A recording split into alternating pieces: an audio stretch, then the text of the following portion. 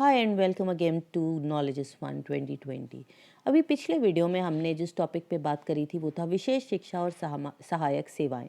इसमें हमने विशेष शिक्षा, उसकी आवश्यकताएं, उसके कौन कौन से अलग अलग मॉडल्स हैं, इसके बारे में पढ़ा था। अब हमारा रह गया था कि इसमें हम करियर किस तरह से बना सकते हैं, और ये जो हम अपंगता की बात कर रहे हैं ये होता क्या है, हमने इन दो चीज़ों को डिस्कस नहीं किया था। तो आओ हम इस वीडियो में इन्हीं दोनों चीज़ों के बारे में बात करेंगे। तो हमारा टॉपिक है विशेष शिक्षा और सहायक सेवाएं, मतलब special education and support services. विशेष शिक्षा क्या होता है ये हमने पिछले वीडियो में भी करा था कि विशेष आवश्यकताओं वाले बच्चों के लिए जो शैक्षिक प्रावधान होते हैं, उनको जो सिखाया जाता है, जिस तरह से हम उन्हें ट्रेन करते हैं, इसे हम कहते हैं विशेष शिक्षा। ये जो हैं स्पेशल एजुकेशनल नीड्स कहलाती हैं। और जो शिक्षक या अध्यापक इस टॉपिक के ऊपर पढ़ाते हैं, जो ऐसे बच्चों को ट्रेन करते हैं, उन्हें हम कहते हैं विशेष शिक्षक। और जो इसमें जीविका अर्जित करने जाते हैं उन्हें हम कहते हैं विशेष शिक्षा में जीविका अर्जित करना। तो इसमें एक बहुत करियर जो है आजकल इसका बहुत स्कोप है, क्योंकि हम विशेष शिक्षा वाले बच्चों पर बहुत जोर देते हैं। तो इस प्रकार की विशेष शिक्षा का अर्थ है घर हो, कक्षा हो, स्कूल हो, सड़क हो, क्लब्स हो, पिक्चर हॉल हो, जहाँ भी आप जाओगे अब आप देखोगे कि विशेष बच्चों के लिए वहाँ पर प्रावधान ज़रूरी हैं सरकारी नियम के तहत। यहाँ तक कि इलेक्शन होता है तो उसमें भी ऐसे लोगों के लिए अलग अरेंजमेंट किया जाता है। अब सबसे पहले ये समझते हैं कि ये अपंगता होती क्या है। तो विश्व स्वास्थ्य संगठन मतलब WHO ने जो हमें बताया था, उसने जो इसकी डेफिनेशन दी है हम सबसे पहले वही देखते हैं। उसके अनुसार अपंगता एक समावेशी शब्द है, मतलब इंक्लूसिव शब्द है, जिसमें बहुत सारी चीज़ें इंक्लूड होती हैं। इसमें दोष, सीमित क्रियाकलाप और भागीदारी में कठिनाई, ये सब शामिल है। मतलब लोगों के साथ अगर हम बात नहीं कर पा रहे हैं, शरीर में कोई दोष है, या हम सामाजिक रूप से लोगों से बात नहीं कर पा रहे हैं, ये सब चीज़ें अपंगता में आती हैं। कुछ बच्चे शारीरिक, संवेदी और मानसिक दोषों के साथ जन्म ही लेते हैं, तो वो जन्मी ऐसे लेते हैं। कुछ में ये दोष विकसित हो जाते हैं और उनके दैनिक कार्यों को करने में उनकी क्षमता को कम कर देते हैं। तो दोनों तरह से हो सकते हैं। और शैक्षिक संदर्भ में इन्हें हम अपंग बच्चे कहते हैं। सार्वजनिक क्षेत्र में हम आजकल इन्हें क्या बोलते हैं, चुनौती प्राप्त या फिर चैलेंज्ड बच्चे, या फिर सक्षम या भिन्न क्षमताओं वाले बच्चे, चिल्ड्रन विद स्पेशल नीड्स। इनकी ज़रूरतें हमसे अलग हैं, ये हमसे अलग नहीं हैं, ये सारे काम कर सकते हैं, बस इनकी जो ज़रूरतें हैं वो हमसे अलग हैं, इसलिए हम भिन्न क्षमताओं वाले बच्चे भी इन्हें कहते हैं। तो अलग अलग जो दोष हैं, जो अपंगताएं हैं, उनको हमने इन 8 कैटेगरीज में, 7 कैटेगरीज में डिवाइड किया है। सबसे पहला है बौद्धिक क्षति। जैसे आप इस बच्चे को देख रहे हो, इसमें सीमित बौद्धिक कार्य और अनुकूलनात्मक कौशल होता है। इन बच्चों को और ज़्यादातर प्रमस्तिष्कघात या फिर सेरिब्रल पाल्सी, इन दोनों तरह के बच्चों को हमें अलग ट्रेनिंग देने की ज़रूरत है, और इनके लिए हमें अलग स्कूल्स लेने पड़ते हैं। क्योंकि अगर बुद्धि का या मानसिक विकास नहीं हुआ है तो ऐसे बच्चों के साथ बहुत एक्सीडेंट्स हो सकते हैं, वो चलते चलते गिर सकते हैं। उन्हें अगर डिस्टेंस समझना है तो वो भिड़ सकते हैं, वो खाना अपने आप नहीं खा पाते, चम्मच नहीं पकड़ सकते, टॉयलेट ट्रेनिंग नहीं होता। तो ऐसे बच्चों को हमें अलग तरह से ट्रेन करने की ज़रूरत होती है। दृष्टि दोष, जो बच्चे देख नहीं पाते लेकिन ये नॉर्मल स्कूल में बड़े आराम से पढ़ सकते हैं। श्रवण दोष, ये भी जो सुन नहीं सकते या आंशिक रूप से नहीं सुन सकते, ये भी सब बच्चों के साथ पढ़ सकते हैं। जो बच्चे चलने फिरने संबंधी अपंगता जिनमें होती है, हड्डियां, जोड़, मांसपेशियों की क्षति के कारण जो चल फिर नहीं पाते, ये भी क्योंकि दिमाग से सही है तो नॉर्मल स्कूलों में बड़े आराम से पढ़ सकते हैं। फिर हम आते हैं स्वालीनता। ये अगर आपको याद हो, तारे ज़मीन पर आपने देखी थी, उसमें ऑटिज़म के बारे में बात किया था। तो ये संप्रेषण, बोलचाल, सामाजिक अंतक्रिया, तो ये लोगों के साथ मेलजोल नहीं कर पाते, खेल नहीं पाते, तो सामाजिक रूप से ये अक्षम रहते हैं। तो जैसे ये बच्चा है, अकेलापन महसूस करते हैं। या फिर अधिगम क्षमताएं, ये बच्चे हर तरह से ठीक है, बस इन्हें पढ़ने लिखने में, लैंग्वेज में, भाषा को लिखने में, या फिर मैथ्स लिखने में, तो वो सिंबल्स जो है, जैसे अगर हम ABCD पढ़ रहे हैं तो ABC, ये सब सिंबल्स हैं ना, चिन्ह हैं, इन चिन्हों को समझने में और उनको आगे पढ़ने में इन्हें दिक्कत होती है। ये है अधिगम अक्षमताएं।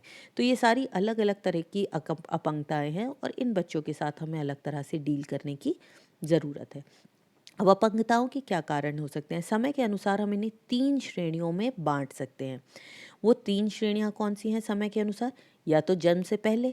अब ये जो जन्म से पहले है ये अनुवांशिक भी हो सकती है और गैर अनुवांशिक भी हो सकती है। अनुवांशिक मतलब माता पिता में कोई कमी है और वो बच्चों में चली जाए, जैसे एड्स होता है लेकिन वो अपंगता नहीं है, या फिर कई बार मानसिक कमियां होती हैं। और गैर अनुवांशिक मतलब माता को पूरा खाना ना मिला हो, आयोडीन की कमी हो, इम्यूनाइजेशन या टीकाकरण ना हुआ हो, तो ये अनुवांशिक और गैर अनुवांशिक दोनों कारण होते हैं और ये जन्म से पहले ही बच्चे में होता है। जैसे थैलेसीमिया है, ये सब बीमारियां होती हैं जन्म के समय और तत्काल जन्म के बाद। जन्म के समय बच्चा जब पैदा हो रहा होता है तब फोर्सेप लग जाए, उसे डिलीवरी के टाइम कहीं चोट लग जाए, या फिर तत्काल बाद बच्चे के पैदा होने के बाद कई बार ऐसा होता है बच्चा जो है पूरी तरह से सांस नहीं ले पाता और उसके शरीर में कहीं पर ऑक्सीजन की कमी हो जाती है। अगर वो कमी हो गई ऑक्सीजन की तो उसका वो हिस्सा जहाँ पर ऑक्सीजन नहीं पहुँचा वो काम नहीं करेगा, या फिर मान लीजिए कि उसकी चोट के कारण, या फिर जैसे ये बच्चा दिख रहा है इसमें पैदा होते ही आप देख रहे हो कि एक फिजिकल डिफॉर्मिटी है, उसके जो होंठ है उसमें कहीं कमी दिख रही है। तो ये जन्म के समय या फिर जन्म के तत्काल बाद या फिर विकास की अवधि के दौरान जब बच्चा डेवलप हो रहा है, कहीं चोट लग जाती है, उसका एक्सीडेंट हो जाता है, वो बिड़ जाता है, या फिर खाने पीने में कमी है, विटामिन ए की कमी है तो दिखना कम होता चला जाता है। तो ये सब विकास की अवधि के दौरान है। तो हमने 3 स्टेजेस पढ़ ली, जन्म से पहले, जन्म के बाद या फिर विकास के समय। तो ये अलग अलग स्टेजेस हैं। अब विशेष शिक्षा विधियां क्या क्या हैं, हम किस तरह से विशेष शिक्षा को आगे बढ़ेंगे। अगर आप कल इस क्षेत्र में अपनी जीविका कमाना चाहें तो सब क्या करेंगे आप। सबसे पहला जो स्टेप होता है वो होता है कि स्तर के विकास और अधिगम के विभिन्न क्षेत्रों का मूल्यांकन। हम सबसे पहले ये सोचने की कोशिश करते हैं कि जो भी बच्चा है उसमें कमी क्या है, संज्ञानात्मक विकास में कमी है, भाषा या सामाजिक कौशल कमी कहाँ पर है। फिर हम प्रत्येक विद्यार्थी के लिए शिक्षा कार्यक्रम आईईपी जिसे हम कहते हैं, इंटीग्रेटेड एजुकेशन प्रोग्राम, इसको हम विकसित करते हैं। अब ये जो विकसित करते हैं प्रोग्राम, ये विद्यार्थी के साथ जो उसका व्यवहार है, जो उसमें कमी है, उसको ध्यान में रखते हुए करते हैं। फिर नियमित तौर पे हम इस आईईपी का मूल्यांकन करते रहते हैं, अधिगम और विकास के लक्ष्य हमारे पूरे हुए कि नहीं, ये वाला जो हमने प्रोग्राम यहाँ पर बनाया था ये उस बच्चे पे फ़ायदा कर रहा है या नहीं कर रहा, हम जो चाहते थे बच्चा उस तरह से आगे बढ़ रहा है या नहीं बढ़ रहा है।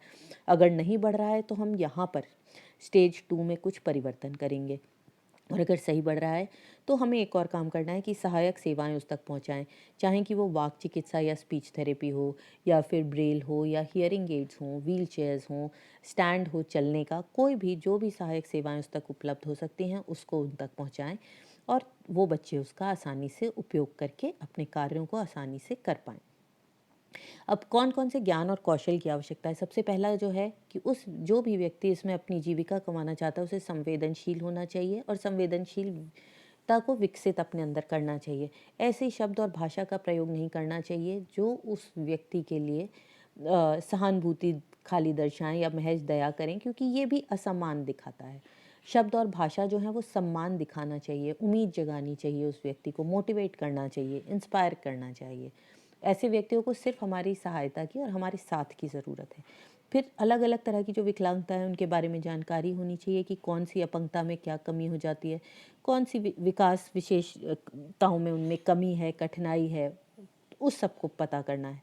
फिर अंतक व्यक्तिक कौशल, हर व्यक्ति और हर बच्चा अलग है, तो हर बच्चे के साथ व्यक्तिगत एवं समूह में काम करना, उसको मार्गदर्शन देना, उनको परामर्श सेवा देना, उनके माता पिता को परामर्श देना, तो हमें लोगों से बात करना, उनको समझना, ये आना बहुत ज़रूरी है।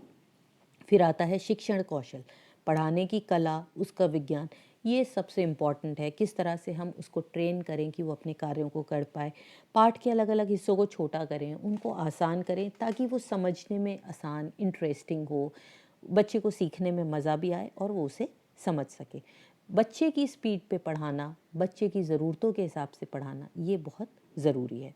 अगर आपको लगता है आप में ये सारी स्किल्स हैं तो ये फील्ड जो है बस आपका इंतज़ार कर रही है, इसमें आप अपनी जीविका बना सकते हैं। विशेष शिक्षा, ये कहाँ पर हमें इसके बारे में मिलती है शिक्षा। इग्नू में समावेशन समार्थिक प्रारंभिक बाल्यावस्था विशेष शिक्षा सर्टिफिकेट प्रोग्राम होता है, और इसके लिए जो शैक्षिक योग्यता है वो सिर्फ 10वीं पास है, लेकिन इसके बाद आप ऐसे लोगों को ट्रेन कर सकते हैं। अपंग अध्ययनों में स्नातकोत्तर, फिर आप बीएससी कर सकते हैं, एमएससी कर सकते हैं, बाल विकास, मानव विकास, मनोविज्ञान तथा सामाजिक कार्य जैसे क्षेत्रों में स्नातकोत्तर डिग्री आप ले सकते हैं। और आरसीआई जो है, ऐसी जितनी भी मान्यता प्राप्त सर्टिफिकेट्स हैं या डिप्लोमा हैं वो आप ले सकते हो, लेकिन ध्यान रखना वो डिप्लोमा जो है आरसीआई से अप्रूव्ड होना चाहिए। किसी भी क्षेत्र में स्नातक डिग्री लेने के बाद आप विशेष शिक्षा में स्नातकोत्तर डिग्री ले सकते हैं। ऐसी शिक्षा को आप बाद में भी पढ़ सकते हैं। और गृह विज्ञान आगे करके आप बाल्यावस्था को के बारे में अगर आप पढ़ रहे हैं तो बाल्यावस्था अपंगता से संबंधित पाठ्यक्रम को पढ़ सकते हैं।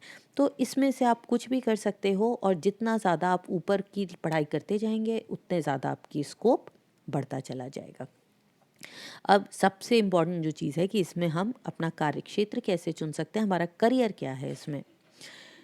तो अब आप ये देखो कि हमारा जो नियम आया था एसएसए मतलब सर्व शिक्षा अभियान में, इसमें ये तय किया गया है, सरकार ने कहा है कि जो निशक्त बच्चे हैं, ऐसे जो बच्चे हैं और जो नॉर्मल बच्चे हैं, सभी को 8 वर्ष की शिक्षा कंपलसरी है। जैसे आरटीई के अंदर 14 साल से छोटे बच्चों को एजुकेशन कंपलसरी है, ये आपने पढ़ा है ना। तो 8 वर्ष बच्चा स्कूल में एडमिशन जब लेता है, 6 साल का होता है फर्स्ट क्लास से, तो फर्स्ट क्लास से 8th क्लास तक हर बच्चे के लिए शिक्षा जो है वो ज़रूरी है आरटीई एक्ट के अंडर, चाहे वो स्पेशल बच्चा हो चाहे वो नॉर्मल बच्चा हो। और जब सभी बच्चों को प्रशिक्षण देना पढ़ाना ज़रूरी है, तो ऐसे में स्पेशल टीचर की आवश्यकता देश में कई गुना बढ़ गई है, और अभी भी इसमें बहुत जगहें खाली हैं, बहुत स्कोप है। तो हम क्या क्या कर सकते हैं, हम प्रारंभिक बाल्यावस्था विशेष शिक्षा जो है, ये शिक्षण अभी मैंने बताया था वो डिप्लोमा 10वीं के बाद होता है। हम प्रारंभिक बाल्यावस्था में विशेष शिक्षक बन सकते हैं, या फिर शिक्षक अनुसंधान रिसर्च ऐसे कार्यक्रमों में योजना बनाना और ऐसे ऐसे प्रोग्राम्स लाना जिससे कि ऐसे बच्चे आगे बढ़ पाएँ, ये भी कर सकते हैं। फिर विशेष विद्यालयों में विशेष शिक्षा कार्यक्रमों में या तो अध्यक्ष का काम भी कर सकते हैं, प्रबंधन बन सकते हैं, प्रिंसिपल बन सकते हैं, मैनेजर बन सकते हैं, ऐसे प्रोग्राम्स को लागू कर सकते हैं। या फिर विशेष शिक्षकों को, टीचर्स को, और प्रशिक्षण गैर सरकारी संगठन हो या सरकारी संगठन हो या सर्व शिक्षा अभियान, आपने ज़रूर सुना होगा एसएसए सर्व शिक्षा अभियान, इसके अंडर बहुत लोगों की ज़रूरत रहती है, हम इसमें जो है काम कर सकते हैं। निजी उद्यम अपना चला सकते हैं, स्पेशल काउंसलिंग सेशंस, गाइडेंस, इसको हम अपने अपने लेवल पर अपना एंटरप्रेन्योरशिप की तरह भी हम खोल सकते हैं। और ये समाज के लिए भी बहुत महत्वपूर्ण रहेगा, हम समाज की मदद भी करेंगे और अपना भी जीविका चला सकते हैं। तो आपको ये मेरे ख्याल से अच्छा लगा होगा, और एक नया करियर ऑप्शन है जिसका आजकल बेइंतहा स्कोप है। इसमें आप आगे बढ़ें, समाज का भी साथ होगा और आपको भी सफलता ज़रूर मिलेगी। तो फिर मिलेंगे हम नेक्स्ट वीडियो में, तब तक के लिए